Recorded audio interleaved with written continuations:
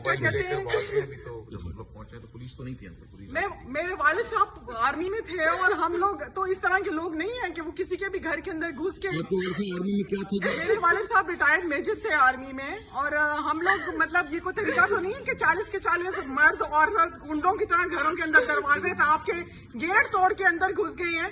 मतलब बाजवा साहब ये हमारी कौम का कुछ और कहते हैं कि आप लोग औरतें, हम लोग इसलिए आगे से मुझे कह रहे हैं कि तुम औरत हो इसलिए मैं तुम्हें छोड़ रहा हूँ, चंडे मार के तुम्हारा मुंह तोड़ देता।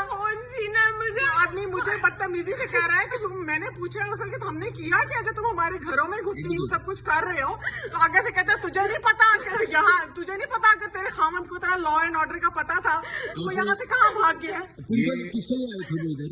रेहान बिन जावेद साहब को पकड़ने के लिए आए थे, तो उन्होंने आके हम पे बदतमीजी की है, तशद्दुद की है, इतना मुझे मार के इतने बुरे तरीके से मेरी बेटी को इतने बुरे तरीके से थप्पड़ मारा है, इतने बुरे तरीके से उससे फोन किया है। यार जगह में और आपके साथ ये सब डील जो कर रहे थे ये मर्द पुलिस ऑफिसर